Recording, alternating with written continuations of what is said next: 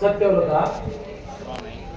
ಪರಮ ಭಕ್ತನಾದ ಸತ್ಯವ್ರತ, ಈ ದಿನ ನೀನು ನನ್ನನ್ನು ಇಷ್ಟು ಭಕ್ತಿಯಿಂದ ಪೂಜಿಸಲು ಕಾರಣವೇನು? ನಿನ್ನ ಬಯಕೆ ಏನು? ವಿವರಿಸಿ. ಈ ದಿನ ತುಂಬಿದ ಸಭೆಯಲ್ಲಿ ಭಾರತದ ಪುತ್ರನಾದ ಶನಿದೇವರನ್ನು ತಿಳಿದು ಬಿಟ್ಟರು. ಜಲದಿಂದ ಅಘೋರ ಕೋಪ ತಾಳಿ ನನಗೆ ನಾನಾ ಕಷ್ಟಗಳನ್ನು ಕೊಟ್ಟವರು ಸ್ವಾಮಿ.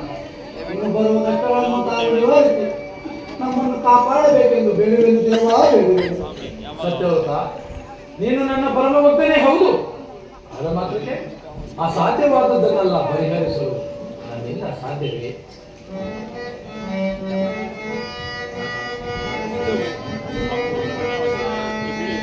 ಮಮ್ಮಿನಿಂದ ಶನಿಯ ಏಕೆ ದೋಷಿಸಿದೆ?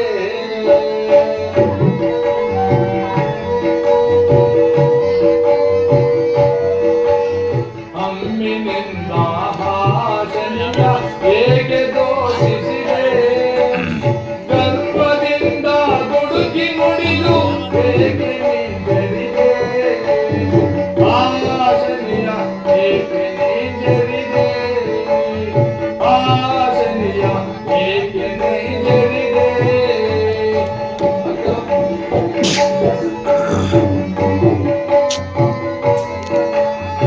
ಅಮ್ಮಿನಿಂದ ಶನಿಯ ಏಕೆ ನಿಂದರಿದೆ?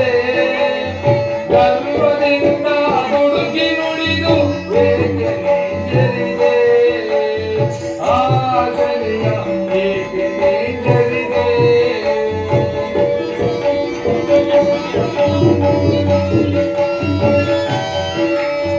ನಾಗವಾಹನ ಕರುಣ ಸಾಗರ ಕಾಯುವನು ಬಿಡದೆ.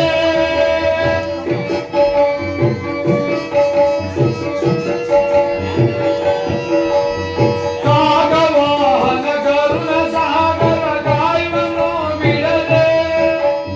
ದೃಷ್ಟಿಯಿಟ್ಟ ಮೇಲೆ ಆತನು ಪರಿಶ್ರಮ ಬಿಡದೆ.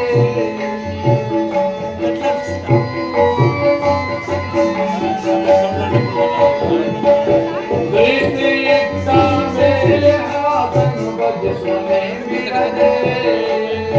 ಅಮ್ಮಿನಿಂದ ಶನಿಯ ಏಕೆ ದೋಷಿಸಿದೆ? ಗರ್ಭದಿಂದ ದುಡುಕಿ ನುಡಿದು ಏಕೆ ನೀಜರಿದೆ? ಆ ಶನಿಯ ಏಕೆ ನೀಜರಿದೆ? ಆ ಶನಿಯ ಏಕೆ ನೀಜರಿದೆ? ಸತ್ಯವ್ರತ, ಶನಿಯನ್ನು ಸಾಮಾನ್ಯನೆಂದು ತಿಳಿದಿರುವೆಯ? ರುದ್ರಾಂಶ ಸಂಭೂತನೋ ಆತನ ಜನ್ಮಧಾರಣೆಯು ಎಲ್ಲರ ಕಷ್ಟ ಸುಖಕ್ಕೆ ಕಾರಣನಾಗಿರುವುದು.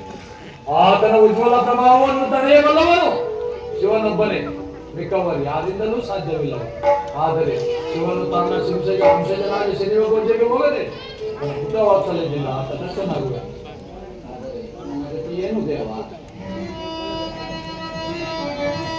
ಶನಿವರನ ಮಹಿಮೆಯೋ ಸಾಧಾರಣಲ್ಲ, ಮನಬಂದ ತೊರೆದುಗೈವ ಅನುಮಾನವಿಲ್ಲ. ಆ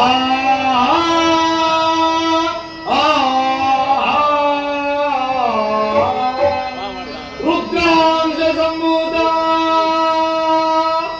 ಉಗ್ರ ಕೋಪಜಾತ ಅಗ್ರಸನಾಗಿರ್ಪ ಕೊಡುವ ತಾಪ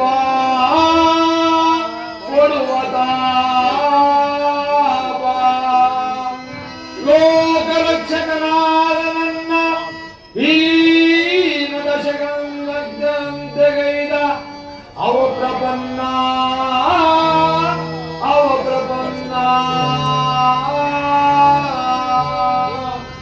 ಇನ್ನುಳಿದವರ ಮಾತಂದಿರಲಿ, ಇನ್ನುಳಿದವರ ಮಾತಂದಿರಲಿ. ಬ್ರಹ್ಮನೇ ತನ್ನ ಸಮಯ ಶಿರವ ಕಳೆದುಕೊಂಡ ಶಿವನಿಂದ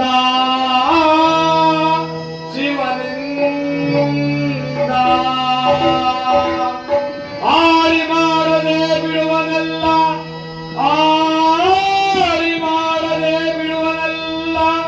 ನೀನಿಲ್ಲಿರಲು ನಿನಗೆ ಮರ್ಯಾದೆ ಇಲ್ಲ, ಕೇಳು ಬರುವ ಮುನ್ನ ಒಲಗುನಲ್ಲ. ಸತ್ಯವ್ರತ, ಈಗ ನಿನಗೆ ಬೇಕಾದ ವಸ್ತುಗಳನ್ನು ತೆಗೆದುಕೊಂಡು ಶತ್ರುರಾಜರು ಪಟ್ಟಣವನ್ನು ಮುಟ್ಟುವ ಮುನ್ನ ಪತ್ನಿಯೊಡನೆ ಯಾರಿಗೂ ತಿಳಿಯದೆ ಎಲ್ಲಿಗಾದರೂ ಹೋಗಿ 7 ವರ್ಷಗಳ ಕಾಲದವರೆಗೂ ಅಲ್ಲಿ ತಪ್ಪಿಸಿಕೊಳ್ಳುವನಾರು. ಸ್ವಾಮಿ ಸತ್ಯವ್ರತ, ನೀವು ಸದಾ ಸತ್ಯವನ್ನು ಮಾತ್ರ ಬಿಡದೆ ಶಾಂತತೆಯನ್ನು ಕಾಪಾಡಿಕೊಳ್ಳಬೇಕು.